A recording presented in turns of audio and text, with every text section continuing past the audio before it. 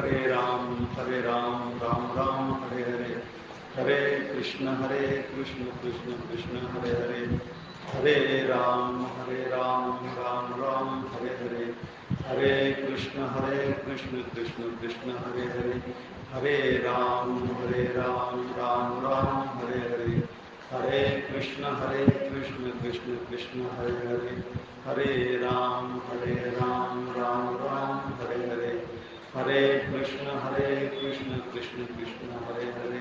जय जय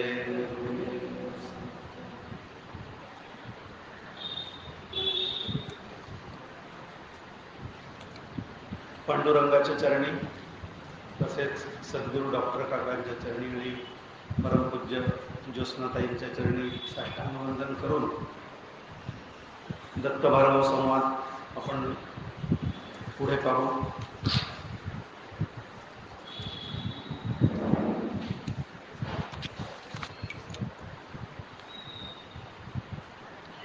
निर्विकल्प समाधीचा अनुभव हेमचूडला आला। त्यांनी आत्मपद प्राप्त केले, देहाचे आणि बाह्य जगाचे त्याला पूर्ण विस्मरण झाले। आता अशी निर्विकल्प समाधी आपल्या पतीला लागलेली आहे असं बघून हेमलेखेने त्यांना काही वेळपर्यंत तसंच राहू दिलं। नंतर समाधीतून जेव्हा व्युत्थान पावला हेमचूड, तेव्हा पुन्हा त्याला समाधीची इच्छा होऊ लागली आणि पुन्हा त्याने डोळे मिटून समाधीचा प्रयत्न केला। तेवढ्यातच हेमलेखा म्हणाली की महाराज, हे तुमचं काय सुरू आहे? डोळे उघडल्याने काय नाहीसे होते आणि डोळे झाकल्याने काय प्राप्त होणार आहे? मला तुमच्याकडून ऐकायचं आहे, तुमचं याबाबत काय म्हणणं आहे? मग हेमचूड जो होता तो मदमस्त झालेला होता समाधीमुळे, आळसला, असं थोडंसं आळसाच्या भरात कंटाळा करत बोलला, म्हणाला की प्रिये, मला आज पुष्कळ दीर्घकाळाने हे अत्यंत विश्रांतीचे स्थान प्राप्त झाले आहे। दुःखाने भरलेल्या या जगात विसाव्याची जागा कुठे आहे? सोयट्या चोखण्यासारखा हा सगळा जगत व्यवहार आहे आणि आता मला तो पुरे वाटतो। दुर्दैवाने मला हे अजूनपर्यंत समजले नव्हते आणि एखादी माणूस घरात द्रव्याचा साठा असल्यानंतर सुद्धा न जाणल्यामुळे जसं दारोदारी भीक मागतो, तशी या संसारात सगळ्यांची अशी हालत दिसते मला। आणि आता मला या जगाची फार कीव वाटायला लागली आहे। लोक इकडे तिकडे सुखी होण्याकरता फिरतात ते सुखाच्या शोधात, पण वास्तविक ते दुःखालाच कवटाळतात आहे। मग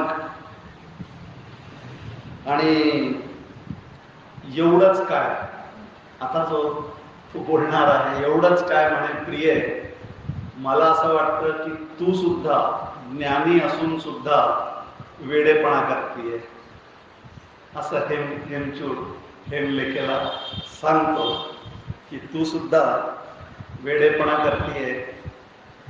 आणि काय म्हणावं, आता ती हेमचूडाचं हे भाषण ऐकलं आणि हेमलेखा जे व्हायचं होतं ते झालं।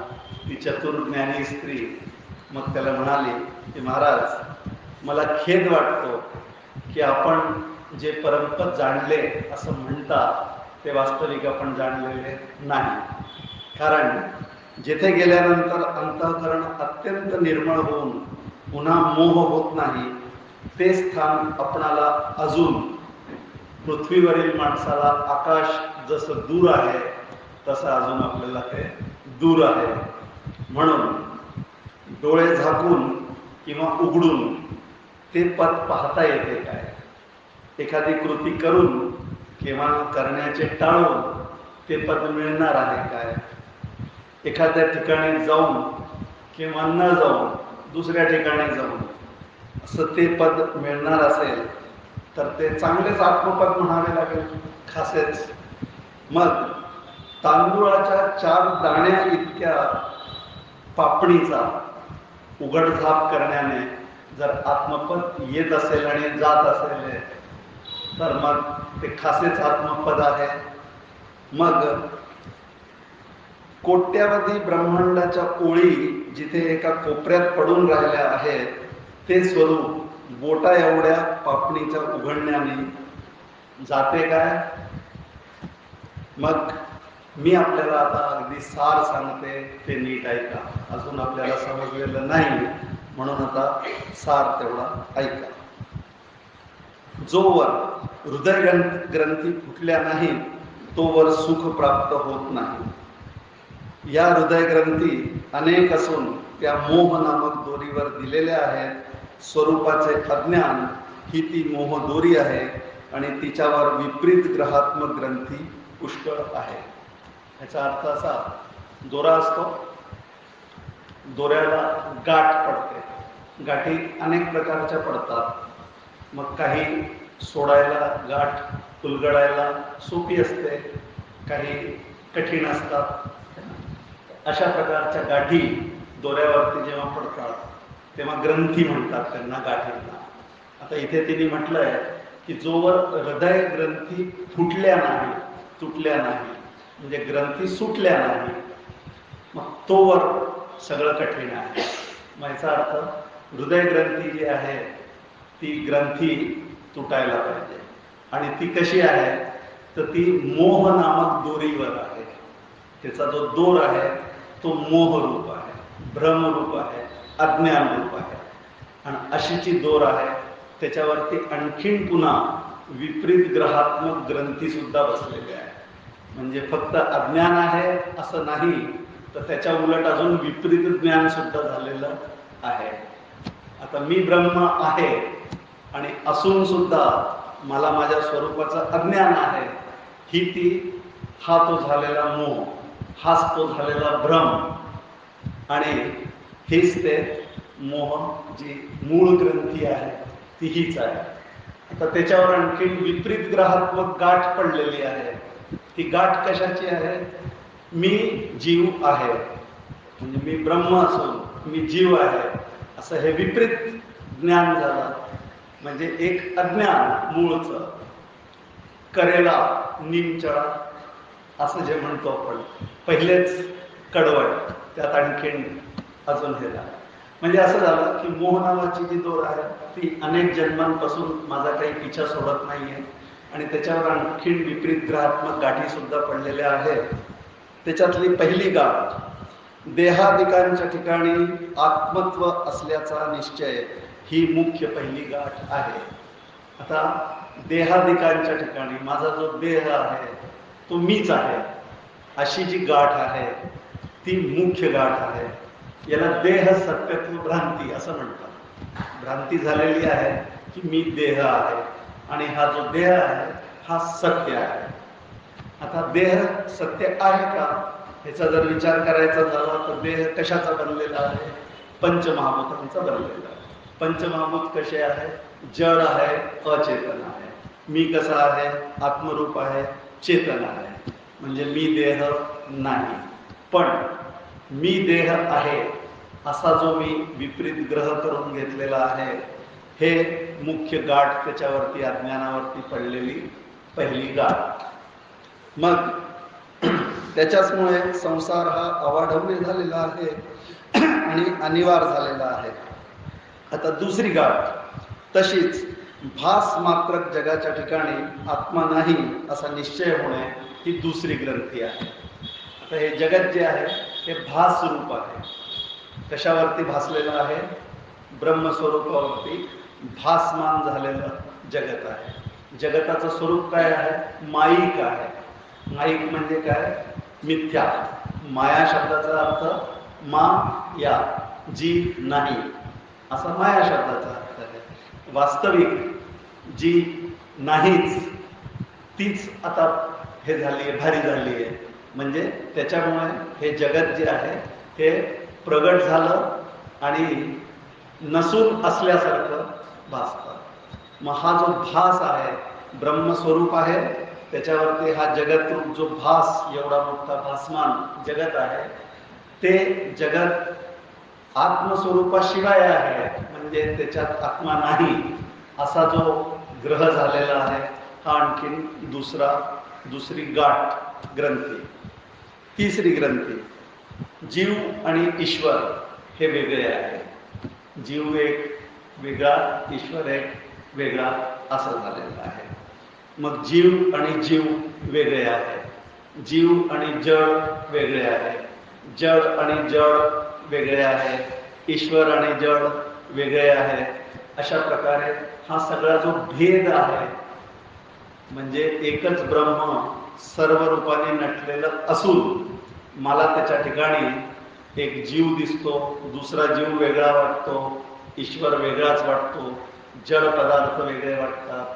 म्हणजे सगळे भेद जे आहेत असे मला जे अनुभवाला येतात, हा भेद सुद्धा एक गाठच आहे, मोह नावाच्या दोरीवरची गाठ. अशा प्रकारे याला भेद भ्रांती असे म्हणतात, म्हणजे भ्रांती आहे भेदाची. आता हे स्वरूपाचे जे अज्ञान आहे ते अनादी कालापासूनचे उत्पन्न झाले आहे, पुन्हा ते दुमडून ग्रंथी रूपाला आले आणि त्यामुळे पुरुषबद्ध झाला आहे. आता पुरुषबद्ध झाला आहे, इथे पुरुष शब्दाचा जो अर्थ आहे तो चेतन असा आहे, जीव असा आहे. कारण पुरुष आणि स्त्री, मग इथे असं पुरुष बद्ध झाला आहे म्हणजे स्त्री नाही झाली असं नाही. पुरुष स्त्री जीव जे आहे ते बद्ध झालेले आहे, पुरुष म्हणजे चेतन. अशा प्रकारचा ही ग्रंथी झालेली आहे. आणि त्या ग्रंथी उलगडल्या म्हणजे गाठी सुटल्या की बंधनापासून मुक्ती होते. तेव्हा आपण जे डोळे झाकून प्राप्त करू पाहता ते पद आपले निज रूप सर्व आकारांचा निराश केल्यावर उरणारी शुद्ध संवित तेच होय. म्हणजे सर्व आकारांचा जर निराश केला, बाजूला केलं, बाद केला तर काय होईल की जे उरेल ते शुद्ध संवित आहे. आता इथे एक नवीन शब्द ब्रह्मस्वरूपाकरता, आत्म्याकरता संवित नावाचा शब्द इथे आहे. मग तेच उरणारी शुद्ध संवित आहे. आता जोपर्यंत मी ते जाणतो हा अभिमान शिल्लक आहे, तोपर्यंत ते प्राप्त झालेले नाही. आता मी समाधी लावतो, मी अनुभव घेतो, असा जो त्याच्याबरोबर माझा जो ग्रह होतो, त्याच्यामुळे असा जो अभिमान आहे की मी ते पद जाणलेलं आहे, तर वास्तविक हा अभिमान असेपर्यंत ते पद मी जाणलेलं नाही. कारण मी वेगळा आहे, जाणणं वेगळं आहे. पण हेच खरे ते परमपद पूर्ण आहे. त्याला क्रियेची, देशाची, कालाची कोणतीही अपूर्णता नाही. कोणतीही क्रिया करावी लागते तेव्हा सिद्ध होते. देश, काल या सगळ्या गोष्टी ज्या आहेत या संसारातल्या, जगातल्या अशा प्रकारच्या असल्यामुळे यांना पूर्ण काही म्हणता येत नाही, त्यांच्या ठिकाणी पूर्णत्व नाही. आणि म्हणून मी मनाचा निरोध करून ते पाहतो, ही हृदयातील गाठ आपण सोडून द्या. हे जगत आत्मरूप नाही, दुसरेच काहीतरी आहे, हा भ्रम सुद्धा आपण टाकून द्या. आणि चारीकडे आनंद अखंड दाटून राहिलेले आहे असे आत्मरूप पहा. पुन्हा मी सर्वत्र आत्मरूप पाहतो असं सुद्धा म्हणू नका, अभिमान ठेवू नका. ही भावना सुद्धा न करता सामान्य चैतन्याशी एकरूप होऊन मिळून जाऊन स्वरूपामध्ये स्वस्थ असा, अशा प्रकारचा तिने बोध केला. याप्रमाणे हेमलेखेचे भाषण ऐकल्यानंतर हेमचूडचे अंतःकरण शांत झाले, त्याची सर्व भ्रांती दूर झाली, त्याला आत्मस्वरूप चांगले कळले आणि तो मुक्त होऊन नंतर जीवनमुक्त दशेत काही वर्ष राहिला. त्याचं पाहून त्याचे भाऊ, त्याचे वडील, सबंध गाव कसं मुक्त झालं हे परशुरामा मी तुला पहिलेच सांगितलं आहे असं दत्तात्रय सांगतात. आपल्याला हे लक्षात घ्यायचं आहे की हा दत्त भार्गव यांचा संवाद आहे आणि दत्तात्रयांनी हेमलेखा आणि हेमचूड यांच्या गोष्टीच्या माध्यमातून हे बोध करणं चालू आहे. आत्ता जो संवाद होता तो पती पत्नींचा होता. मुक्त ज्ञानी स्त्री हेमलेखा आणि तिचा पती हेमचूड. तर हेमलेखेने हेमचूडला उपदेश केला आणि दत्तात्रय फ्लॅशबॅक आहे स्टोरीमध्ये की हे असं चालू आहे की दत्तात्रय भार्गवांना परशुरामांना सांगतात. मग हे परशुरामा मी तुला पहिलेच सांगितले आणि असे श्री गुरु दत्तात्रयांनी सांगून संत सज्जनांचा सहवास करावा आणि परम कल्याणाची इच्छा ज्याला असेल त्यांनी परम कल्याण करून घ्यावं असं सांगितलं. आता जगताची मीमांसा ह्याच्यानंतरचा जो अध्याय आहे तो आहे जगाची मीमांसा. आता आपल्या प्रत्येकाच्या मनात कधीतरी हा विचार डोकवून जातो की हे जगत आहे तरी काय, कशाने बनलंय, केव्हा बनलंय, केव्हापासून आहे ना. तर काहीतरी आपण ऐकतो त्याच्याविषयी आणि आपल्यालाही काहीतरी कल्पना त्याच्यात डोकवतात काहीतरी. मग शास्त्र काय सांगतं, तत्वज्ञान त्याच्याबद्दल काय सांगतं, ह्याचा अगदी नेमका जो भाग आहे तो आज आपल्याला जगताची मीमांसा या अध्यायात ऐकायला मिळणार आहे. पुन्हा थोडासा घाट सेक्शन आहे तेव्हा सावध राहून ऐकलं तर लक्षात येईल.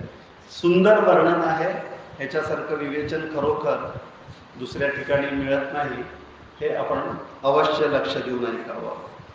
अशी हेमचूडची अद्भुत हकीकत ऐकली परशुरामाने आणि त्याला काहीतरी संशय उत्पन्न झाला.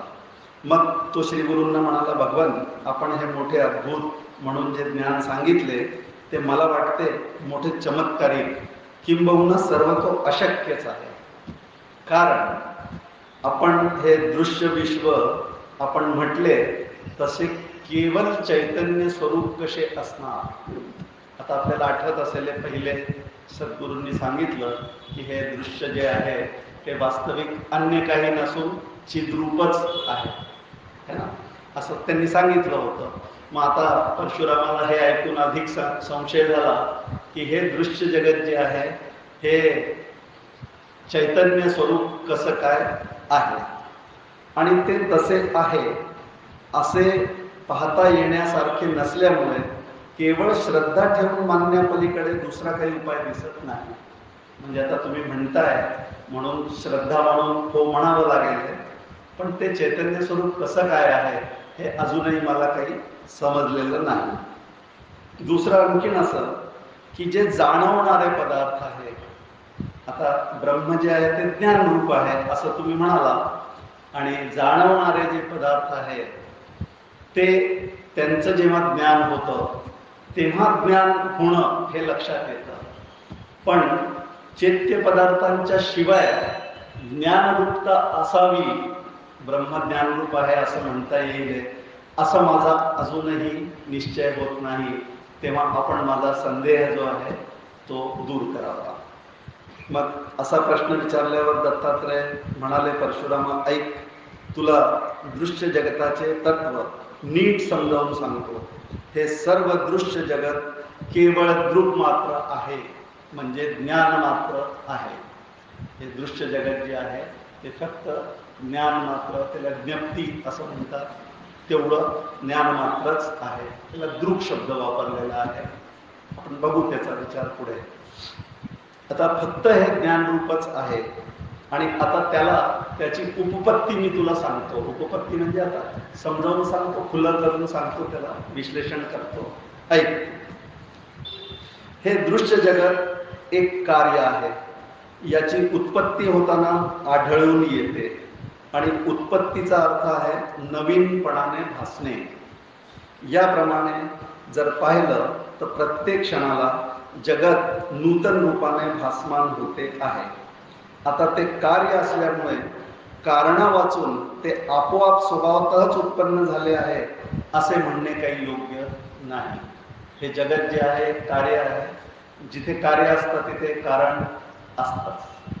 आता इथे एखादी लहान मूल जर खेळत असेल आणि त्याची आई जरी इथे दिसली नाही आपल्याला, तर आपल्याला हे अनुमान करता येईल की ह्याची आई कुठेतरी असलीच पाहिजे. म्हणजे कार्य आहे तर कारण त्याचं असलंच पाहिजे. मग ज्या अर्थी हे दृश्य जगत आहे कार्य म्हणून, तर त्याचा उत्पत्ती करता कोणीतरी कारण असलाच पाहिजे.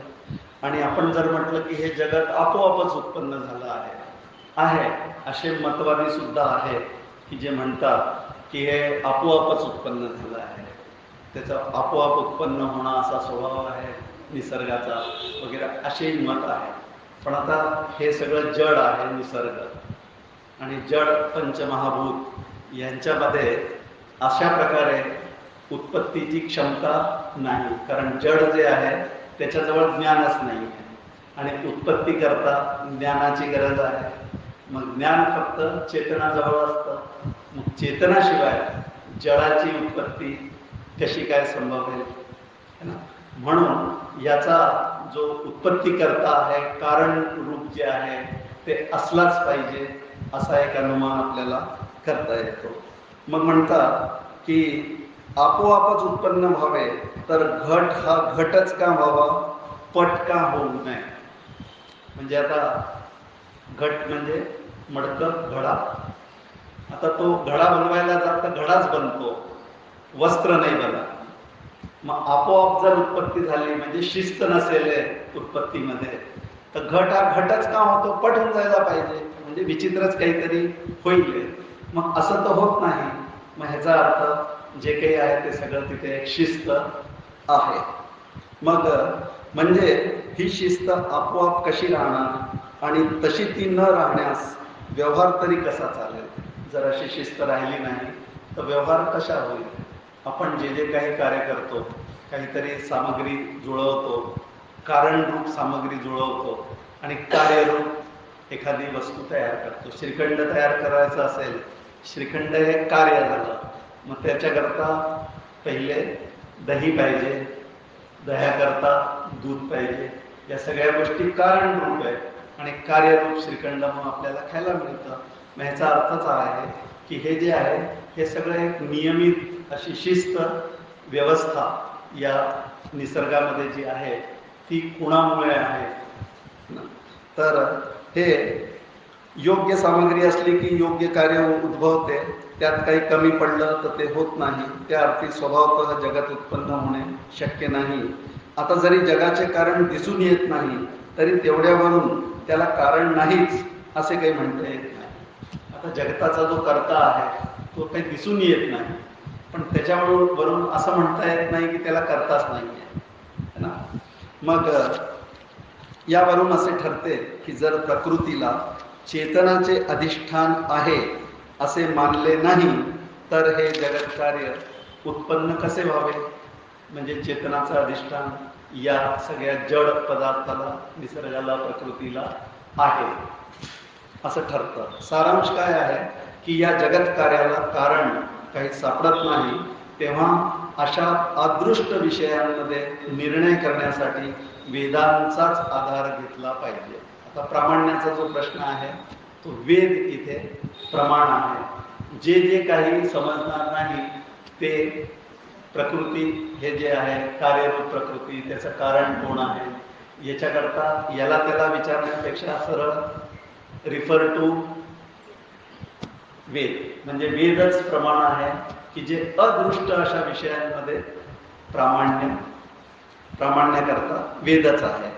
मग दुसरे कोणतेच प्रमाण सुसंगत होत नाही, कारण प्रमाता जो जीव, जो जाणणारा जीव आहे तो स्वतः अपूर्ण असल्यामुळे योग्य असे प्रमाण संभवणार कसे? आता कोणा जीवाला जर विचारायला गेलो तर जीव स्वतःच अपूर्ण आहे, मग तो पूर्णाबद्दल कसं सांगणार? म्हणजे तो काही प्रमाण होत नाही. म्हणून प्रमाण काय आहे? वेद आहे. आता इथे एक श्रद्धेचा भाग आला की वेद जे म्हणतील ते पूर्व दिशा प्रमाण. आता सामान्य अनुमानाने पाहता सुद्धा कर्त्या वाचून कार्य झाल्याचे बहुधा कुठे आढळून येत नसल्यामुळे जगताला कर्ता हा असलाच पाहिजे आणि तो चेतनही असला पाहिजे. तसेच कार्य त्याचे अलौकिक असल्यामुळे त्याचा कर्ता तरी साधारण कसा असेल, म्हणून तो विलक्षण शक्तीचा असला पाहिजे. या पूर्ण स्वरूप ईश्वराचे तत्व ओळखण्याला वेदांचेच सर्वात श्रेष्ठ आणि निर्वाध प्रमाण आहे. त्या वेदांनीच म्हटले आहे की सृष्टीच्या पूर्वी एक पूर्ण स्वतंत्र असा महेश्वर होता. वेद म्हणतात की सृष्टी होण्याच्या आधी एक पूर्ण स्वतंत्र महेश्वर होता. आता इथे महेश्वर नाव दिलं त्यांनी. पूर्ण स्वतंत्र, आपण काहीही म्हणा त्याला तरी तो स्वातंत्र्य सांगायचं आहे त्यांना, की एक पूर्ण स्वतंत्र असा ईश्वर महेश्वर होता. त्याने आपल्या स्वातंत्र्याच्या जोरावर स्वस्वरूपभूत पटावर जगतरूप चित्र आपल्या विलासासाठी भासमान केले आहे. म्हणजे हे जगत का निर्माण केलं? खेळ मांडीला एकोहम बहुस्याम, हे जे जगताच्या उत्पत्तीविषयी म्हटलं जातं, तो एक भगवंताचा खेळ आहे. करमणूक व्हावी म्हणजे काय? मी एकटा आहे, बहु व्हावं. बहु कशाला व्हावं? बहु होण्यात काय आहे? बहु असल्याशिवाय करमत नाही. घरात आपण एकटे असलो तर करमत नाही. तसं त्या ब्रह्मस्वरूपाला करमलं नाही आणि त्यांनी असा संकल्प बहुश्यामचा केला आणि हे सगळं आपल्याच स्वरूपभूत पटावर म्हणजे चित्र काढला. त्यांनी जगतरूप चित्र आपल्या स्वरूपभूत पटावर काढला. म्हणजे स्वतःच केनवास झाला आणि त्याच्यावरती जगतरूप चित्र त्यांनी काढलं. अशी ही उत्पत्ती सांगतात. आणि कशासाठी? आपल्या विलासासाठी. आणि भासमान केले. इथे हे नाही म्हटलंय की त्यांनी निर्माणच केलं, त्याला भासमान केलं. असं ज्याप्रमाणे स्वप्नात किंवा मनोराज्यात कोणी पुरुष स्वतः कल्पनेने देह निर्माण करून त्यालाच मी म्हणून त्याच्या योग्य व्यवहार करीत राहतो, त्याप्रमाणे हा महेश्वर हे स्थूल जगत उत्पन्न करून त्यावर मी असा भाव ठेवतो. आता स्वप्नामध्ये आपण बघतोच की एकच चैतन्ययुक्त देह जो असतो तो सगळं काही निर्माण करू शकतो, अनेक होऊन जातो एक असून. तसं त्या कल्पनेनुसार किंवा मनोराज्यात सुद्धा आपण काही काही होऊन जातो आणि काही काही करतो. मग हे सगळं जसं आपल्याला करता येतं तसं त्या ईश्वराने आपल्या स्वातंत्र्य शक्तीवरती हे सगळं जगत जे आहे ते अशा प्रकारे निर्माण केलंय, भासमान केलेलं आहे. आणि त्या जगावर तो मी असा भाव ठेवतो.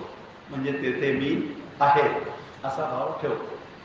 आता परशुरामा, जसा हा तुझा देह स्वप्न झोपेत आधी लुप्त होत असल्यामुळे तो तुझे वास्तव रूप होत नाही, त्याप्रमाणे प्रलयकाळी जगाचा लोप होत असल्यामुळे जगत हा त्याचा देह काही होत नाही.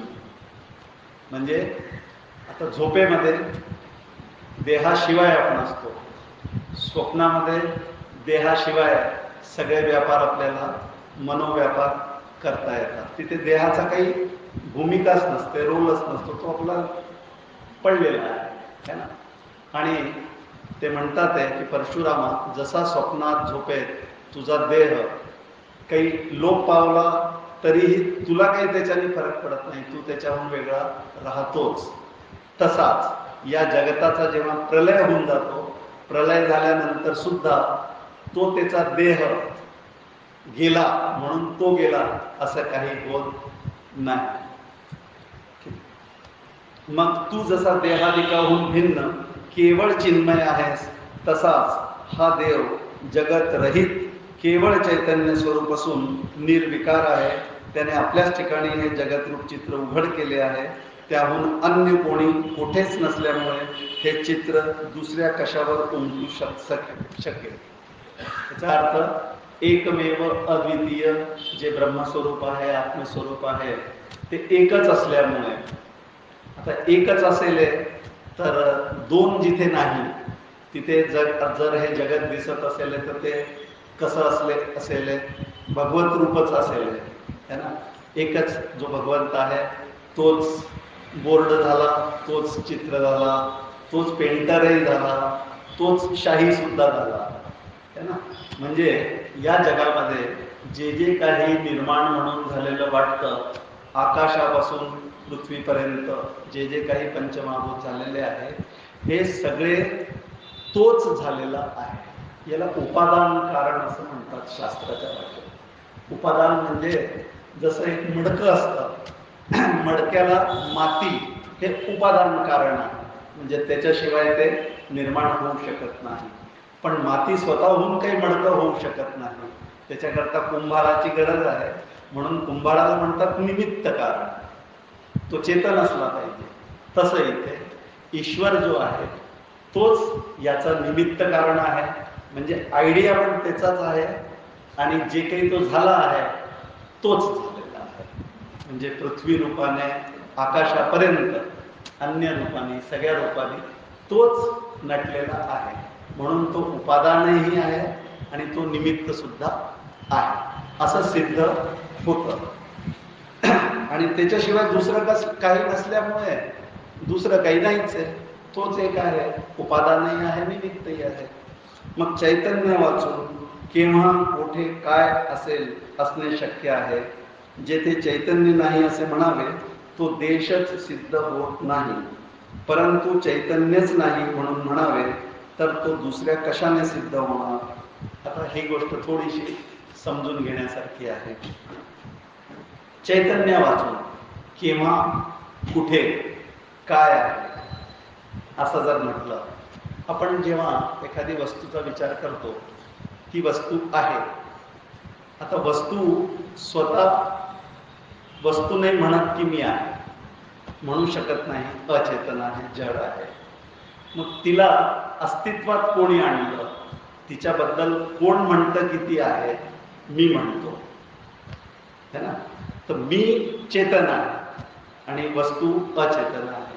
आता मी जर तिला नाहीच म्हटलं की ती नाही आहे तर ती वस्तू तिचं अस्तित्व सिद्धच होणार नाही. ह्याचा अर्थ काय आहे की अस्तित्व जे आहे ते ज्ञानावरतीच अवलंबून आहे, चेतनावरतीच कोणत्याही गोष्टीचं अस्तित्व आहे. आता केव्हाही कुठेही आणि काहीही चैतन्याशिवाय सिद्ध होणार नाही. आता केव्हाही शब्दाचा अर्थ काळ, काळाच्या दृष्टीने पूर्वी म्हणा भविष्यात म्हणा, केव्हाही जे जे काही सिद्ध होईल ते चैतन्यानेच होईल. कुठे होईल, देशामध्ये, देश काल देशामध्ये सिद्ध होईल.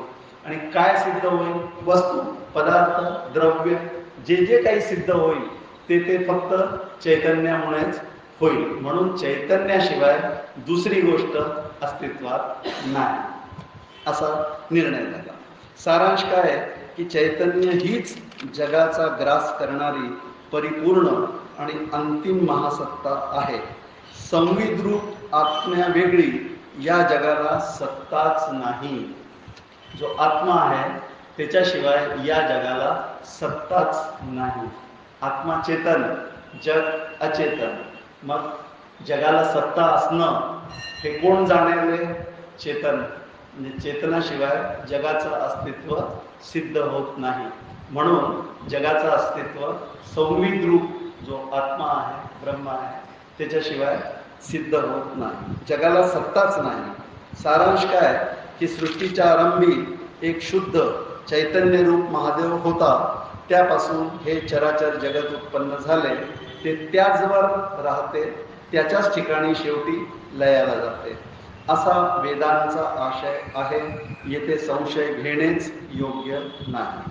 कारण की ज्या गोष्टी प्रत्यक्ष अनुभवाला येण्यासारख्या नाहीत त्या संबंधात वेद हेच प्रमाण निराबाध मानणे भाग आहे. आणि ते वेद सांगतात की हा देव जगत उत्पत्तीच्या पूर्वी सर्व साधन रहित असून त्याने हे सर्व जगत उत्पन्न केले. हा महेश्वर पूर्ण शुद्ध अत्यंत स्वतंत्र असल्यामुळे त्याने स्वात्म चैतन्य भित्तीवर अखिल जगतरूप चित्र प्रगट केले आहे. त्याशिवाय दुसऱ्या कोणाच्याही आधारावर ते राहत आहे असे संभवत नाही. कारण हा ईश्वर पूर्ण असल्यामुळे त्याशिवाय दुसरी जागाच नाही. आता हे जगताची जी सिद्धी आहे ती ईश्वरानेच होते, अन्यथा होत नाही. का होते? ईश्वर स्वतंत्र आहे. स्वतंत्र असल्यामुळे तो कोणावरही निर्भर नाही, परतंत्र नाही. म्हणजे आपण जेव्हा एखादी घर बनवतो तर काय होतं, रेत इकडून आणावी, सँड तिकडून, दगड आणायचा, इकडून चुना आणायचा, माती आणायची, सगळ्या साधन आपण गोळा करून रस्ता अडवून आपलं घर आपण तयार करतो. आता ते घर आपण ज्या साधनांनी बनवलेलं आहे ते अवेलेबल साधनातून बनवलेलं आहे, असलेल्या साधनातून बनवलेलं आहे. आपण काय केलंय, फक्त एका ठिकाणी गोळा करून डिझाईन बनवून घर नावाची वस्तू निर्माण केली. आता हे जगत रूप जे आहे, जगत हे पंचमहाभूतिक आहे. आता हे पंचमहाभूत त्यांनी जर कुठून आणले असते तर त्याचं स्वातंत्र्य कुठेतरी पारतंत्र्यात झालं असतं, परतंत्र झालं असतं. म्हणजे तो कोणावरती तरी अवलंबून आहे की त्यांनी सिमेंट नाही दिलं तर ह्याचं घर बनणार नाही, है ना. म्हणजे ह्याचा अर्थ काय की आकाश पासून पृथ्वीपर्यंत जे महाभूत आहे हा त्याच्या स्वातंत्र्याच्या जोरावरती त्यांनीच निर्माण केले, तोच सर्व काही झाला. ह्याची सिद्धी आता इथे झाली. मग असा हा महेश्वर पूर्ण शुद्ध स्वतंत्र, त्यामुळे अन्य स्थानी जगताची सिद्धी सिद्ध होत नाही. तेव्हा आरशावरील प्रतिबिंबाप्रमाणे हे सर्व जगत त्या परमेश्वराच्या स्वरूपावरच प्रगट झाले आहे. आता आरशामध्ये जसं प्रतिबिंब पडतं, प्रतिबिंब दिसतं, तसं आरशातलं प्रतिबिंब जसं आरशावरती अवलंबून असतं, प्रतिबिंब आरशाशिवाय त्याला अस्तित्व नाही, तसं हे जगत जे आहे हे त्या स्वरूपभूत आरशामध्ये प्रतिबिंबित झालेलं आहे. ह्याचं सगळं जे अस्तित्व आहे त्या आरशावरती म्हणजे स्वरूपरूप आरसा जो आहे त्याच्यावरती अवलंबून आहे, ते प्रगट झाले आहे. हेच म्हणणे समंजस होय. जगत उत्पत्तीला कारण असणारा हा देव योग्याने संकल्पाने रचलेल्या नगराप्रमाणे जगतरूप चित्र प्रगट करतो, हेच मत सुसंगत आहे. आता योगी लोक आपल्या सामर्थ्याने काही करू शकतात, निर्मिती करू शकतात, पृथ्वीसृष्टी निर्माण करतात, है ना. असं योग्यांचं योग बळ असतं, त्याच्याने करू शकतात. मग हा जो परशुराम संकल्पाने रचलेल्या तुझ्या स्वप्नादी सृष्टीमध्ये अनेक जीव, जड पदार्थ, दुसरे कित्येक प्रकार असताना ती मनातूनच उत्पन्न होते, मनातच राहते, शेवटी मनातच लय पावते, हे तर तुला माहीत आहे ना. म्हणजे जसं तू एखादी स्वप्न पाहिलं, जेव्हा एखादी संकल्प केला, मनोराज्य केला, तर जसं तू मनातूनच सगळं निर्माण करतो, मनात काही वेळ टिकतं आणि मनातच त्याचा लय जसा होऊन जातो, हे तर तुला माहीतच आहे. मग त्याप्रमाणे तू विचार कर की हे जगत जे आहे हे सुद्धा मनोमयच आहे. मनोमय म्हणजे काल्पनिक असं आहे. आता गाठ सोडण्याचा कार्यक्रम सुरू आहे. आपण ज्या गाठींचा विचार केला होता, आता जगत सत्य आहे असं आपल्याला वाटतं, देह सत्य आहे असं आपल्याला वाटतं. या गाठी सोडण्याचं काम हळूहळू सुरू आहे. मग सारांश काय आहे की जशी ते मनोमय असतात त्याचप्रमाणे परमेश्वरापासून हे जगत केवळ मनोमय उत्पन्न होते. तो परमेश्वर केवळ चैतन्य मात्र स्वरूप आहे. चैतन्य हीच सर्व साक्षिणी त्रिपुरा देवी आहे. तिच्याच ठिकाणी अनंत तऱ्हेच्या शक्ती एकवटल्या आहेत. तीच सर्व मर्यादा शून्य अर्थात पूर्ण व्यापक आहे. आता इथे त्रिपुरा रहस्य सांगणं चालू आहे, म्हणून हिलाच सर्व साक्षिणी हीच ती त्रिपुरा देवी आहे, जिने हे सगळं जगतचित्र उमटवलेलं आहे. आता व्यवहारात मर्यादा दोन प्रकारच्या असतात, एक देशाची, एक कालाची असं सांगितलंय. देश हा आकारात्मक आहे आणि काल हा क्रियात्मक आहे. देशाला आकार असतो, काल जो आहे तो क्रियात्मक आहे. क्रिया म्हणजे गती होणे. तर आता या दोन्ही कल्पना ज्या आहेत, एक आकार ही कल्पना देश झाली आणि काळ ही जी आहे ही क्रियात्मक कल्पना. अशा दोन प्रकारच्या मर्यादा व्यवहारात असतात. आता चैतन्याच्या आश्रयानेच राहणारी या दोन गोष्टी, देश आणि काळ, हे केव्हा उत्पन्न झाले? नंतरच उत्पन्न झाले. कोणी उत्पन्न केले? त्यांनी केले. ह्याचा अर्थ काय आहे की व्यवहारात ज्या गोष्टींची मर्यादा पडते, आपल्याला ज्या ज्या गोष्टींची मर्यादा पडते ती काळाची मर्यादा पडते आणि देशाची मर्यादा पडते. देश म्हणजे कुठेतरी जावं लागतं, काळ म्हणजे वेळ काढून जावं लागतं, त्याला जायला एवढा वेळ लागतोच जिथे तिथे जायला. मग ह्या सगळ्या गोष्टींमध्ये आपण जे आहे आपल्याला मर्यादा आहे. पण या दोन गोष्टींमुळे त्याला मर्यादा कशी पडणार, कारण हे त्याच्याचमुळे जन्माला आलेले आहे. असं म्हणायचं आहे की देश आणि काल हे त्याच्या सत्तेवरती असल्यामुळे त्याला त्याच्यापासून मर्यादा पडत नाही. मग चैतन्य जे आहे, चैतन्य शब्दाचा अर्थ आहे ज्ञान कला, जाणीव कला, ह्याला चैतन्य असं म्हणतात. आता हे कोणत्या ठिकाणी कोणत्या वेळी नाही, किंवा जिथे जाणणेच नाही तिथे आहे हे तरी कसं म्हणावं. आता आपण हा विषय पहिले झालाच आहे की जे जे काही अस्तित्व आहे ते जर जाणलं गेलं तर ते अस्तित्व आहे, जाणलंच नाही गेलं तर ते अस्तित्व नाही. मग पदार्थाचे असणे हे तरी प्रकाशित झाले पाहिजे. पदार्थ जे आहे तो प्रकाशित झाला पाहिजे. प्रकाशन होणं म्हणजे काय, ज्ञान होणं. एखादी वस्तू जेव्हा प्रकाशित झालेली नसते तेव्हा ती कळलेली नसते, मग प्रकाशन होतं. तर इथे लेखक बसलेले आहेत, त्यांचे पुस्तक प्रकाशित होतात. मग प्रकाशनाचा अर्थ काय की प्रकाशनाच्या पूर्वी ती कोणाला माहीत नाही, प्रकाशनाच्या नंतर त्याचं ज्ञान होऊन जातं. मग इथे जे जे काही अस्तित्व आहे ते प्रकाशित झालं पाहिजे, म्हणजे कळलं पाहिजे, त्याच्याशिवाय अस्तित्व सिद्ध होणार नाही. अर्थात अस्तित्व हाच प्रकाश आहे आणि प्रकाश तेच चैतन्य होय. आता हे लक्षात घेण्यासारखं आहे की ह्याचा अर्थ काय की जे अस्तित्व आहे ते प्रकाशित होतं, प्रकाशित झाल्याशिवाय अस्तित्व नाही, म्हणजे जे अस्तित्व आहे तेच प्रकाश आहे. म्हणजे प्रत्येक जे काही वस्तू अस्तित्वात आहे ते कसे आहे, ज्ञानरूपच आहे असं म्हणायचं आहे. जिथे जिथे अस्तित्व तिथे तिथे प्रकाश, आणि प्रकाश शब्दाचा अर्थ ज्ञान, म्हणजे सगळ्याच गोष्टी ज्या आहेत ते ज्ञानरूप आहे. प्रश्न काय होता, सगळं दृश्य जगत जे आहे हे चैतन्य रूप आहे असं जे तुम्ही म्हटलं ते मला समजलेलं नाही, ते समजवण्याचं काम सुरू आहे. इथे त्याचं उत्तर दिलेलं आहे की हे जगत जे आहे, हे जे अस्तित्व तुला जाणवतं आहे, अस्तित्व जाणवतं आहे असं जे तू म्हणतोय ते सगळं चैतन्य रूपच आहे. आता एक प्रयोग करून आपण पाहू सगळेजण. आपण मी आहे याच्यात कोणाला काही शंका आहे का? विषय जाऊ द्या, समजेल नाही समजणार, पण मी आहे याच्यात कोणाला तरी डाऊट आहे का? कोणी असं म्हणावं की मी नाही, कोणीच म्हणणार नाही.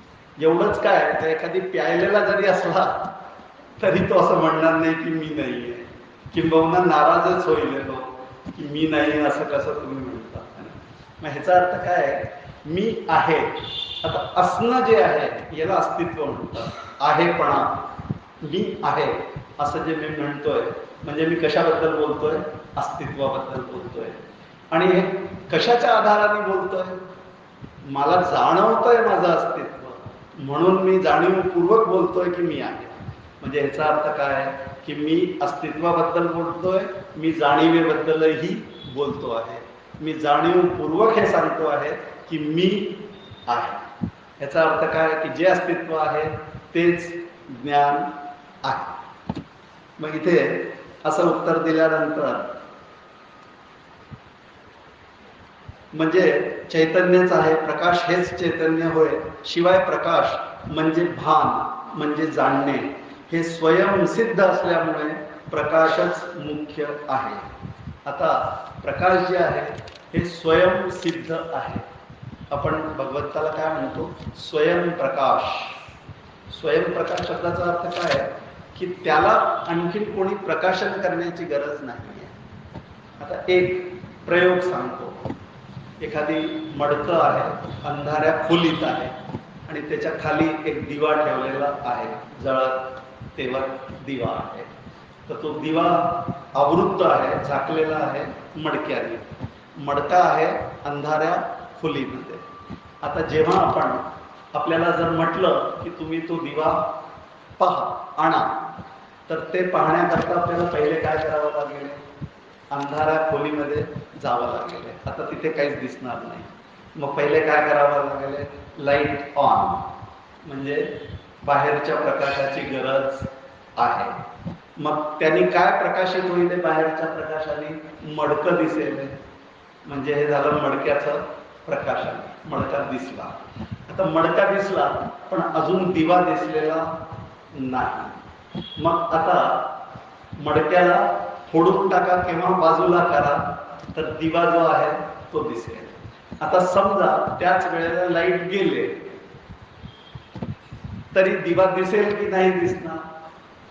दिसेल. मग दिवा जो आहे तो कसा झाला? स्वयंप्रकाश.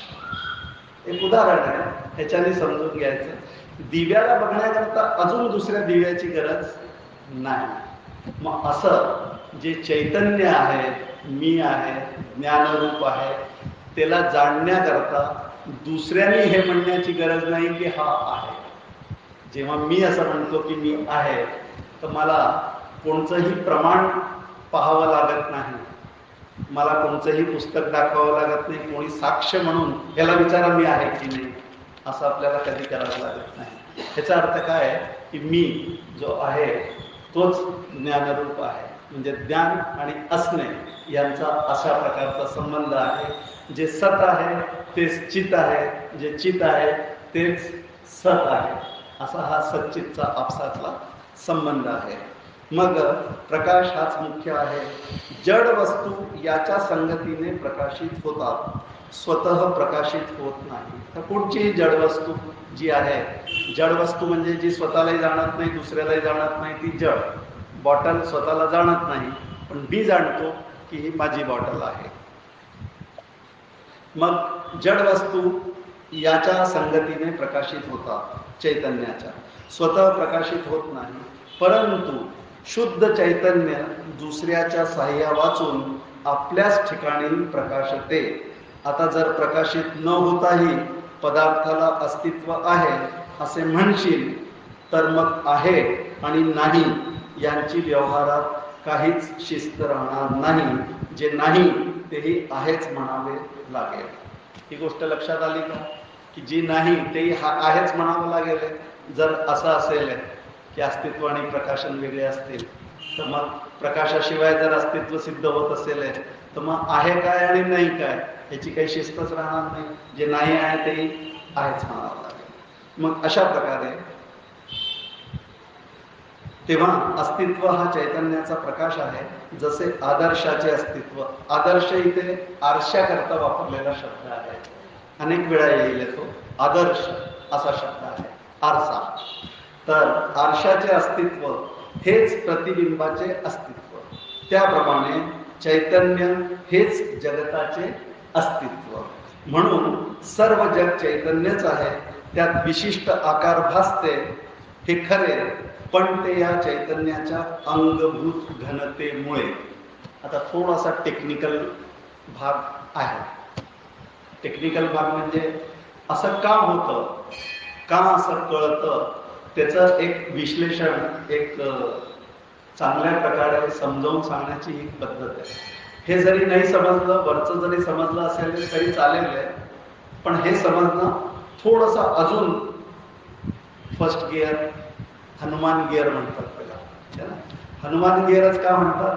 हनुमान हा बुद्धिदायक आहे, बल शक्ती असा आहे, म्हणून आता हनुमान गिअर लावायचा हे समजण्याकरता ह्याच्यात म्हटलं आहे की बघ,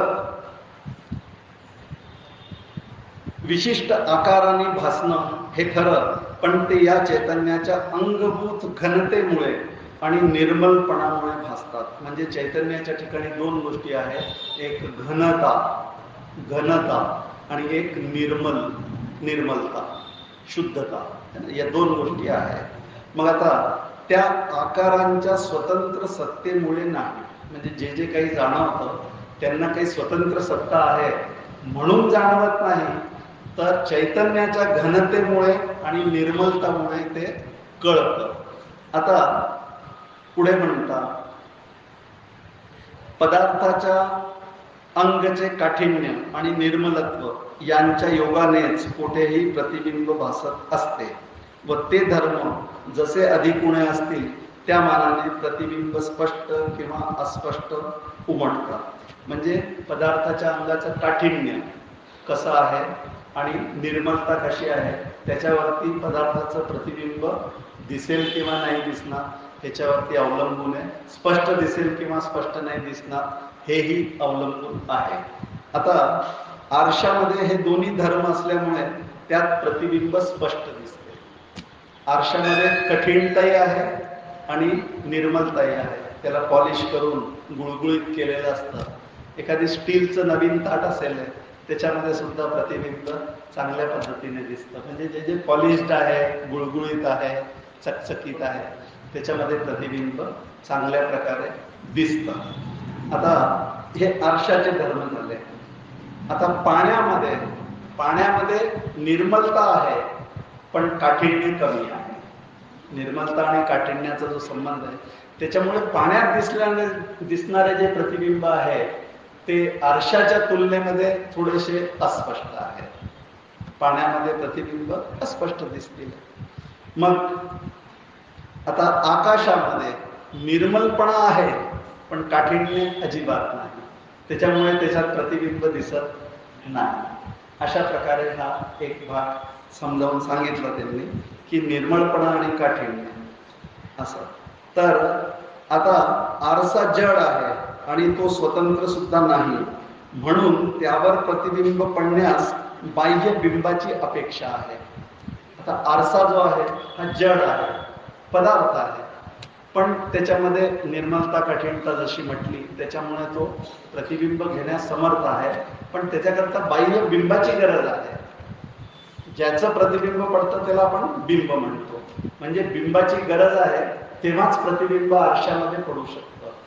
पण चैतन्य रूपी जो आरसा आहे, चैतन्य जे आहे ते पूर्ण स्वतंत्र आहे, चेतन आहे, जड नाही आरशासारखं.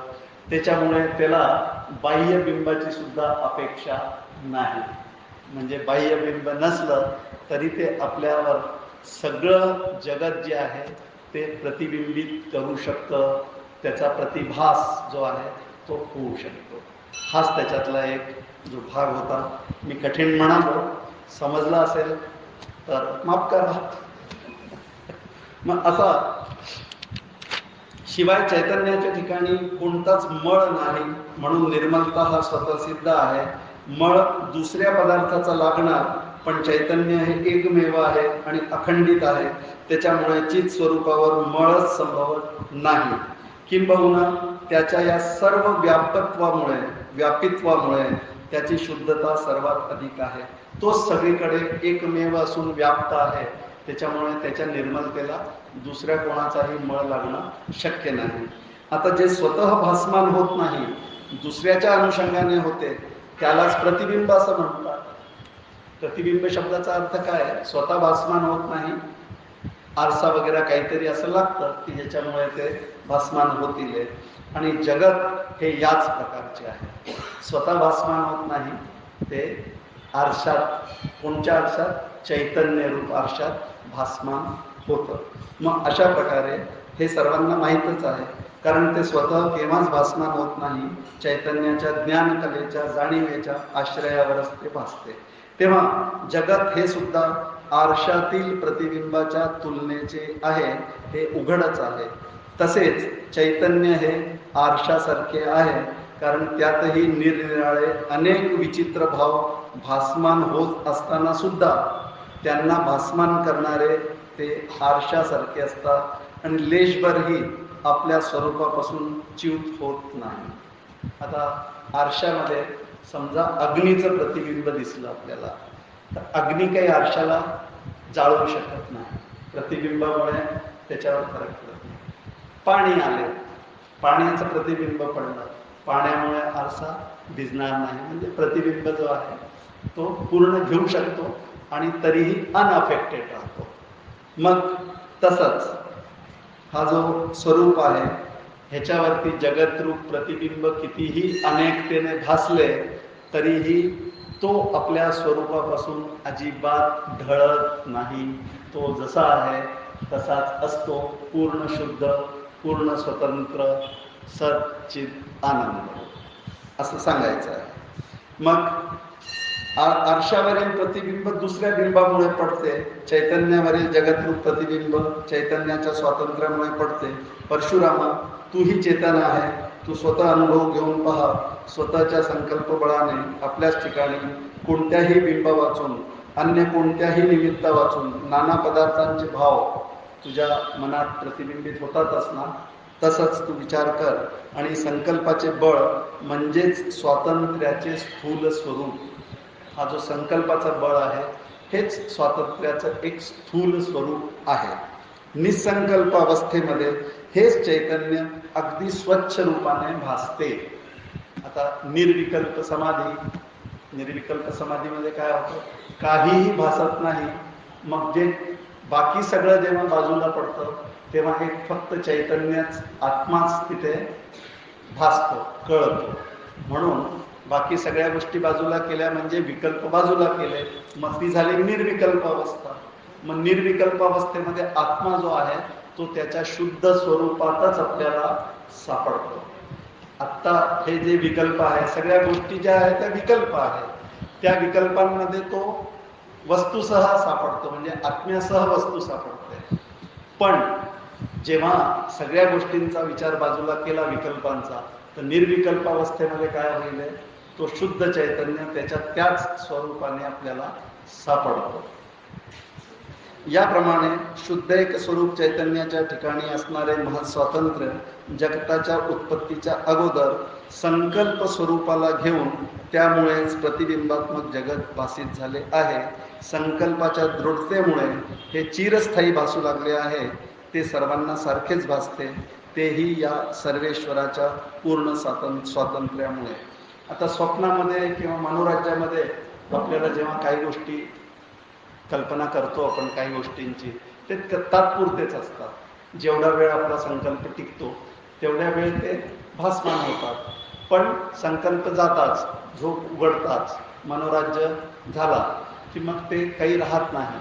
पण हे जगतरूप चैतन्यावरती जे संकल्परूप हे जगत उत्पन्न झालेलं आहे हे दीर्घकाळ टिकणारं आहे.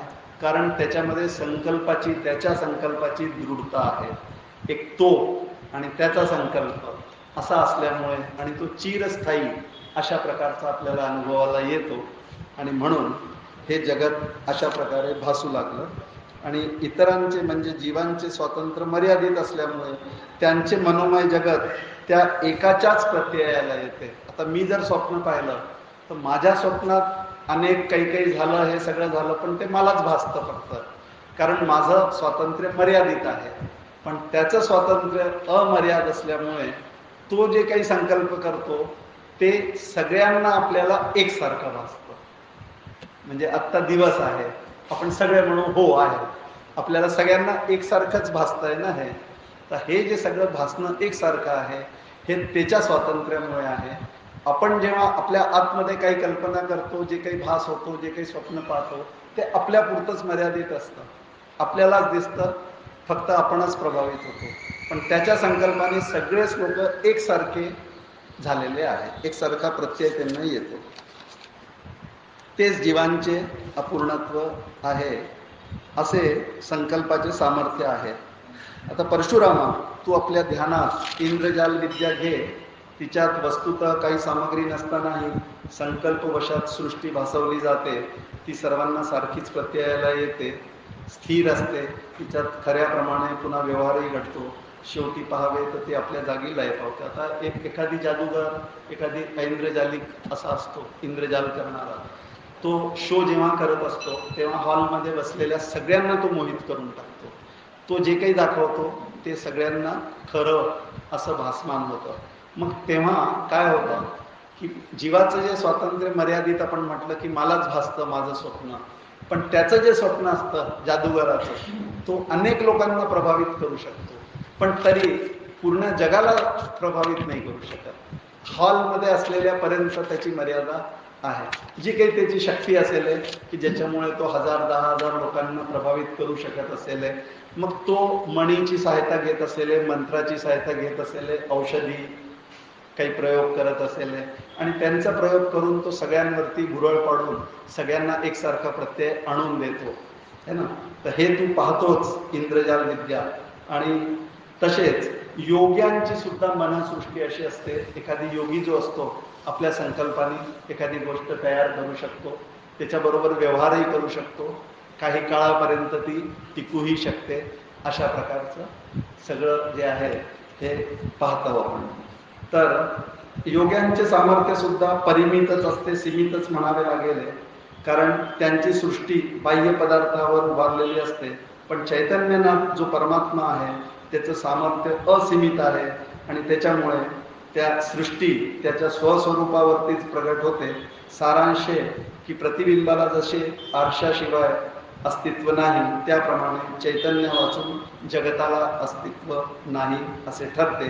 याच विचारांच्या योगाने जगत हे मिथ्या आहे असे ठरते, म्हणजे प्रतिबिंब रूप आहे, भासमान होत आहे असं इथे निर्णय होतो. आता एकदा सांगितलं आहे की जगत हे ज्ञान रूप आहे है ना, दुसऱ्यांदा सांगतात ते जगत हे मिथ्या आहे. कसं? भासमान आहे, कारण हे काही काळ भासमान होतं म्हणजे उत्पत्ती होते, काही वेळ टिकतं, नंतर पुन्हा लयाला जातं, पुन्हा बीज रूपाने राहतं, पुन्हा प्रगट होतं.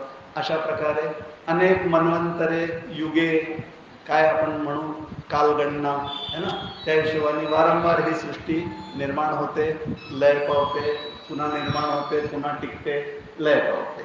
अशा प्रकारे आहे. मग म्हणतात की सत्य आहे ते आपला स्वभाव सोडत नाही आणि असत्य असेल ते आपल्या स्वरूपाचा त्याग करते. आता जे जे असत्य असतं, जग जे आहे ते आपल्या स्वरूपाचा त्याग करतो, प्रलयकाळी नसतो. मग ह्याचा अर्थ काय? जगत जे आहे ते सत्य नाही, हे निर्णय झाला. मग परशुरामा, हे जगत अतिशय चंचल आहे, म्हणजे क्षणिक आहे, यासाठी आरसा आणि त्यातील प्रतिबिंबे, याचप्रमाणे तू या जगताच्या स्वरूपाचा नीट विचार कर. आणि आरसा हा अचल असतो, प्रतिबिंब हे चल असतात. म्हणजे जगतरूप आरसा, जो चैतन्य रूप आरसा आहे, हा स्थिर आहे, अचल आहे, आणि त्याच्यामधली जी प्रतिबिंबे आहेत ती मात्र चल आहे, येतात आणि जातात. म्हणून अशा प्रकारे आता हे जे आहे हे सगळं आता व्यवस्थित समजावून सांगून झालेलं आहे. आणि इथे एक विषय त्यांनी ह्याचा घेतला होता. काय होता विषय? की योग्यांचा संकल्पाच्या आधाराने सृष्टी निर्माण करू शकतात वगैरे. आता त्याच्याबद्दल एक गोष्ट इथे आता ते सांगतात आहे. गोष्ट इंटरेस्टिंग आहे, अजिबात टॉप गिअरमध्ये चालू द्या गाडी. मग आता टेकडीच्या पोटात अशी ही एक गोष्ट आहे इंटरेस्टिंग. दत्तात्रयांकडून जगाचे तात्विक स्वरूप ऐकून झाल्यावर परशुरामाचे अंतःकरण पुन्हा आणखीन संशयाने भरून गेले. तो म्हणाला, भगवन, जगतासंबंधी आपण सांगितलेला विचार मी ऐकला, आपले म्हणणे बरोबर आहे, जगत सत्य नाही असे मी आपणाकडून ऐकले, तरीही ते पुन्हा खरेसे का भासते? जगत खरे नाही हे मी तुमच्याकडून ऐकलं, पण तरी मला तर ते खरंच वाटतं. मग असं का होतं की ते खरं भासतं? मग माझा हा संशय हे करा, नष्ट करा. परशुरामाने असे विचारल्यानंतर दत्तात्रय म्हणाले, परशुरामा, या भ्रमाचे कारण सांगतो. ते फार पुरातन आहे, जुने आहे. सत्य वस्तू जशी असेल तशी ग्रहण न करता ती काही भलत्याच तऱ्हेची आहे असे समजून त्याचीच दृढ भावना करणे हे या भ्रमाचे मूळ आहे. पहा की जीव हे आपले शुद्ध स्वरूप विसरून, ब्रह्मस्वरूप विसरून देहालाच मी म्हणू लागतो. परंतु वास्तविक पाहता देह म्हणजे मांस, रक्त, हाडे ही कोणीकडे आणि अत्यंत निर्मळ चिदात्मा कोणीकडे? कुठे हा देह हाडा मासाचा अपवित्र आणि कुठे तो चिदात्मा शुद्ध है ना, सच्चिदानंद, हा कोणीकडे? परंतु केवळ दृढ भावना केल्यामुळेच आत्मा देहरूप होतो. या देहाबद्दलची माझी भावना ही दृढ आहे की मी देह आहे. आता मी ही भावना दृढ केल्यामुळे हा देह मला सत्य वाटतो आणि मीच देह आहे असं वाटतं. मी देह आहे असं वाटण्याचा परिणाम काय होतो? देह आहे तर मी आहे, देह जाईल तर मी नाही. आणि म्हणून काय होतं, कोणी गेलं की असं वाटतं की हा आता गेला. तर वास्तविक तो कुठे, शरीर गेलं हे खरं आहे, पण जात येत नाही. कारण शरीर बदललेलं आहे. जीव जो आहे, आत्मा जो आहे, जीवात्मा, तो पुन्हा नवीन शरीर धारण करेल. कुठपर्यंत? जोपर्यंत मोक्ष नाही मिळाला. मोक्ष मिळाल्यानंतर त्याला या देहाची गरज नाही, वासना रहित झाला. कशा करता यायचं? पोट भरलं असेल तर पुन्हा काही लाडू जरी वाढले तरी कोणी स्वीकारेल का? मग एकदा समाधान पूर्ण मिळालं, मग तुम्हाला कोणी राज्यही दिलं तर म्हणेल कशाला हवंय मला राज्य, मी पूर्ण समाधानी आहे. हवे नको पण पूर्णपणे गेलं तर मग काही पण नको. मग जर काही नकोच तर मग या जगात जन्माला यायचं कशाला? मरायला. म्हणजे येण्याची काही गरज नाही. मग असा सगळा हा अर्थ आहे. म्हणून हा आत्मा केवळ चैतन्य रूप आहे असे समजले तरी पुन्हा देह भ्रम होतो. याच प्रकारे केवळ दृढ भावनावश जगत हे सत्य वाटते. त्याच्या उलट जर जगत हे मिथ्या आहे अशी भावना केली आणि ती दृढ झाली तर या जगाचं सत्यत्व निघून जाईल आणि मिथ्यत्व लक्षात येईल की हे तात्कालिक आहे, आहे आहे, निघून जातं. अशा पद्धतीने अशी भावना केली म्हणजे हा भ्रम निवृत्त होतो. जो जशी भावना करतो त्याला तसे तसे जगत भासते. या संबंधात मी तुला आता पूर्वीचा एक वृत्तांत सांगतो. आता गोष्ट आहे, गोष्टीत तर मजा येतो. आता गोष्ट ऐकतो. बंगाल देशात सुंदरपूर नामक एक प्रसिद्ध शहर होते. तेथे पूर्वी सुषेण नावाचा प्रख्यात राजा होता. तो मोठा बुद्धिमान होता. त्याचा महासेन नावाचा एक धाकटा भाऊ होता. राजा सुषेण याने एकदा अश्वमेध यज्ञाने परमेश्वराचे पूजन केले. त्या प्रसंगी त्याने यज्ञाचा घोडा सोडला. त्यामागून त्याच्या संरक्षणाला त्याचे मोठे बलशाली आणि पराक्रमी असे पुत्र मोठी सेना घेऊन निघाले. तेव्हा मार्गात अश्वाला अडवण्यास आलेल्या सर्वांना स्वसामर्थ्याने जिंकून ते पराक्रमी राजपुत्र त्या अश्वाबरोबर पुढे पुढे जाऊ लागले. असे पुढे जाताना ते इरावती नदीच्या तीरी पोचले. तेथे त्यांनी तपोनिधी राजर्षी तंगण याला पाहिले. तंगण ऋषींचा आश्रम इरावती नदीच्या किनारे त्यांनी पाहिला. पण आपल्या पराक्रमाच्या गर्वामध्ये त्यांनी त्याची काही पर्वा केली नाही आणि त्याला न भेटता ते तसेच पुढे निघून गेले. तेव्हा त्या तंगणाचा जो मुलगा आपल्या पिताची अवज्ञा झालेली पाहून रागावला आणि पुढे येऊन त्यांनी यज्ञाचा घोडा अडवून धरला. पित्याची अवज्ञा झाली आहे याच्याबद्दल त्यांनी पुष्कळ निर्भसना केली. तेव्हा राजपुत्रांनी त्याला चारी बाजूनी घेरून वेढून आणि त्याच्यावरती आक्रमण करायला सुरुवात केली सेनेने. आणि ते आक्रमण करतील एवढ्यातच त्याबरोबर तो तंगणाचा जो मुलगा तो त्या घोड्याला घेऊन राजपुत्र पाहत असतानाच समोर असलेल्या एका टेकडीच्या पोटात शिरला. आता टेकडीच्या पोटात तो घोड्यासह शिरला. मग टेकडीवरती तीरांचा मारा करून टेकडी फोडून काढली आणि टेकडी फुटताच तो तंगणसूत एक मोठी सेना घेऊन त्या टेकडीच्या आतून बाहेर आला. त्यांनी यांच्याशी सगळ्यांशी युद्ध केलं आणि युद्धामध्ये त्यांना परास्त करून त्या जे बंधू होते, सगळे मुलं होते, त्यांना पराभूत करून बांधून आणि त्यांना पुन्हा टेकडीत जाऊन बांधून ठेवलं. घोडा आणि ते मुलं जे आहेत त्यांना बांधलं. सेना सगळी मेली, पळाली, असं झालं. आता हा सगळा प्रकार होताच राहिलेल्या लोकांनी राजाला जाऊन ही सगळी हकीकत कळवली. ती वार्ता ऐकून राजा सुषेण याला मोठे आश्चर्य वाटले. तो तत्काळ आपल्या बंधूला म्हणाला, महासेनाला, वत्सा, हा तंगण मुनी जेथे राहतो तेथे तू ताबडतोब जा. या तपस्व्यांचे सामर्थ्य फार थोर असते. मनुष्य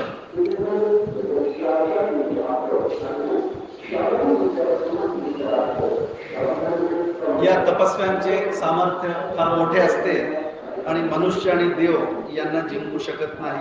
म्हणून तू जा, त्या मुनीला सुप्रसन्न करून घे आणि मुले आणि यज्ञाचा घोडा घेऊन लागलीच परतली आहे. हा वसंत काळ यज्ञ कार्याला अत्यंत उचित आहे. तो तसाच निघून जाऊ नये हे बरे. पण तपस्व्यांपुढे आपण गर्व न करून, गर्वाचा आपल्या काही उपयोग नाही, यासाठी त्यांना प्रसन्न करूनच तू आपला कार्यभाग उरकून घे. असं राजाची आज्ञा होताच महासेन तिथून निघाला. तो त्या तंगण मुनीच्या आश्रमाला येऊन पोचला. त्यावेळी तो मुनी समाधीस्थ होता. त्याचे शरीर बहुतेक वाळून लाकडासारखे झालेले होते. मन इंद्रिय सगळे शांत झालेली होती. त्याचा अहंभाव निर्विकल्प दशेत होता. त्याला पाहताच महासेनाने आदराने साष्टांग नमस्कार केला, हात जोडून नाना प्रकारे स्तुती केली आणि त्या मुनीश्वराला संतुष्ट करण्याचा प्रयत्न चालवला. याप्रमाणे स्तुती करत त्याचे 3 दिवस तिथे गेले. तेव्हा पित्याच्या स्तवनाने संतुष्ट होऊन तो मुनिपुत्र बाहेर आला आणि तो म्हणाला की मला फार संतोष वाटला. राजा, तुझे स्तवन पाहिले मी. तुझे काय मनोरथ आहे ते मला सांग. मग मी महाकुम मुनीचा पुत्र आहे. माझ्या पित्याची भाषण करण्याची वेळ अजून झालेली नाहीये. याचे अंतःकरण समाधीमध्ये लीन आहे. हा 12 वर्षांनी समाधीतून उठणार आहे. याला अजून 5 वर्षच झालेली आहे. अजून 7 वर्षांनी हा उठेल. मग तो तेव्हा आमच्यापासून तुला काय मिळवायचं आहे ते मला सांग, मी ते करीन. मी सुद्धा तपस्वी आहे. तपस्वी योगी पुरुषांना या जगात अशक्य असे काहीही नाही. तेव्हा तुझी काय मर्जी आहे सांग, का स्तुती करतोय तू. असे मुनिकुमाराचे भाषण ऐकून महासेनने त्यालाही साष्टांग नमस्कार घातला. हात जोडून म्हणाला, मुनिपुत्रा, तुझा पिता समाधीतून जागा व्हावा, त्याच्याशी संभाषण व्हावं, हीच माझी इच्छा. मग राजाचे भाषण ऐकून मुनिपुत्र म्हणाला, तुझी ही इच्छा पूर्ण होणे अशक्य आहे. तरी पण तुला वचन दिलं आहे, तर पूर्ण होणे अशक्य असली तरी मी तुला वचन दिल्यामुळे नाही म्हणणार नाही. आता तू माझे सामर्थ्य पहा. मग असं करून त्यांनी आसन सिद्ध केला, सर्व इंद्रिय शांत केली. प्राणायामाच्या बळाने तो आपल्या शरीरातून निघून त्या मुनीच्या शरीरात प्रवेश केला. त्याच्या पिताच्या अंतःकरणाला जागे केले आणि जागे करून पुन्हा आपल्या देहात आला. तो मुनी जागा होऊन काय बघतोय, तर महासेन मोठ्या लीनतेने स्तुती करत उभा आहे. तेव्हा योग दृष्टीने त्याचे मनोरथ त्याने जाणून घेतले आणि मुलाला शांतपणे सांगू लागला, बाळ, असे पुन्हा करू नये. क्रोध हा तपाला घातक आहे. शिवाय राजाने लोकांचे संरक्षण केले, सुव्यवस्था ठेवली, तरच तप निर्विघ्नपणे सिद्धीस जाते. म्हणून राजाच्या कार्यात विघ्न आणणे योग्य नाही. हा दैत्यांचा स्वभाव आहे, हे मुनींचे धर्म नव्हे. तेव्हा मनातील राग घालवून तो घोडा आणि राजपुत्र याला चटकन देऊन टाक, नाहीतर यज्ञाची वेळ निघून जाईल.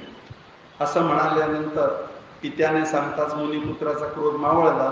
त्याने तत्क्षणीच त्या टेकडीत प्रवेश केला आणि घोडा आणि राजपुत्र येऊन महासेनाला मोठ्या प्रेमाने आणून दिले.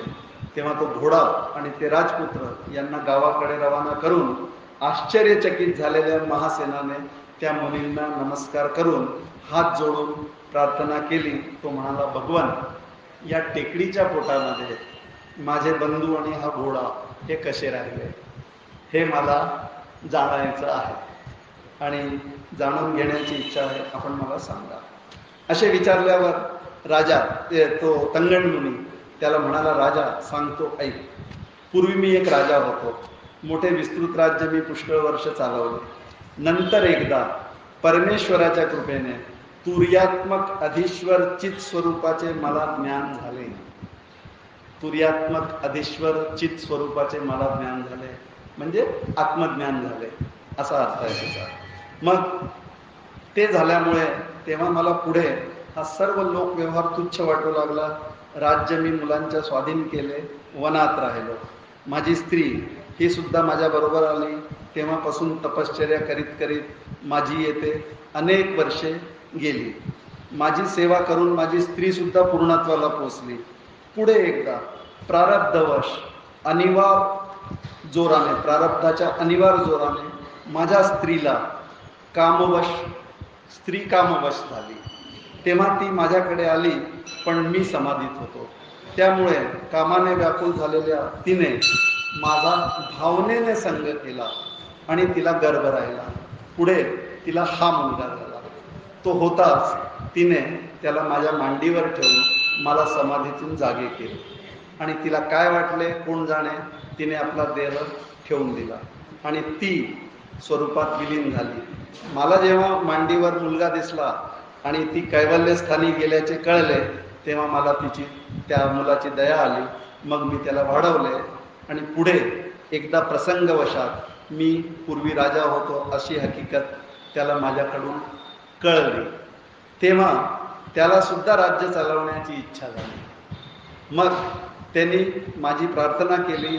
मी त्याला योग सिद्धीचा उपदेश केला आणि त्याच्यानंतर त्यांनी भावना बळाने या टेकडीमध्ये एक जगत निर्माण केलं आणि त्यातील सर्व प्रदेशाचा राज्यकारभार त्यांनी चालवला आहे.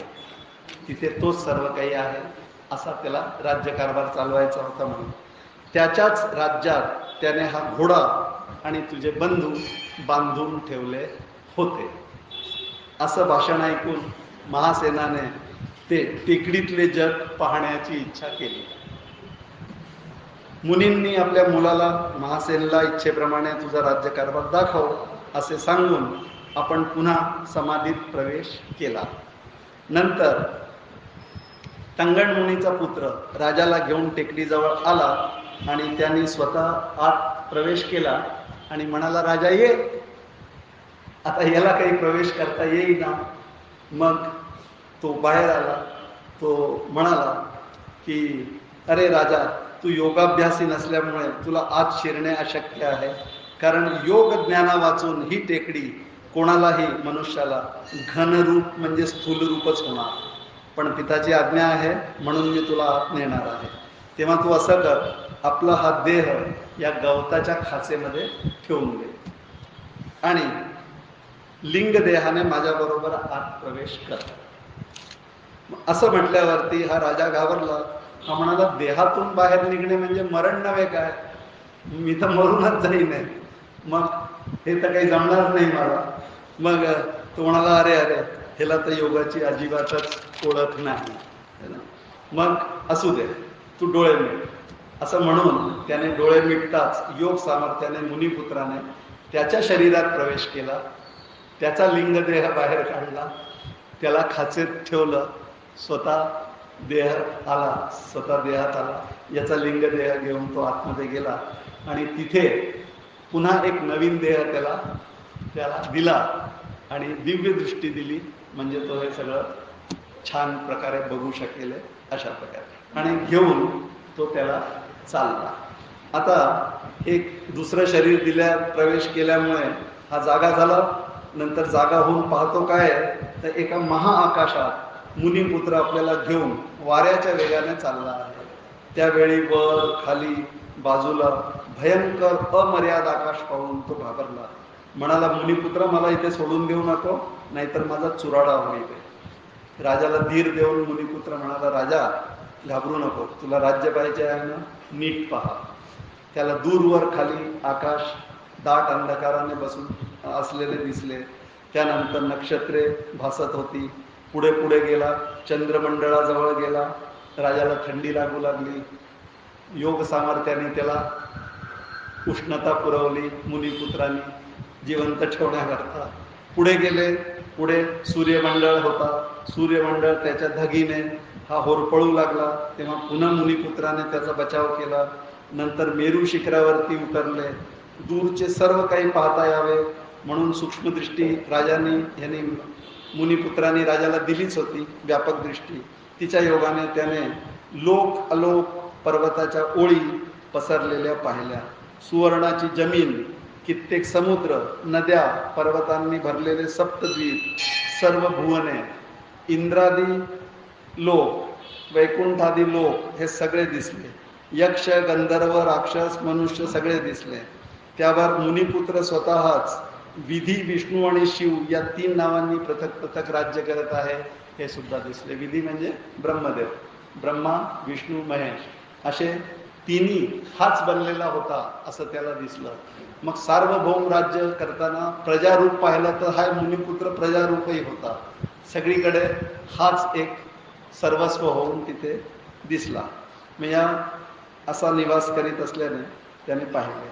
शिवाय तोच मुनिपुत्र आपले रूप बदलून सगळं करत आहे असा अनुभवाला आला.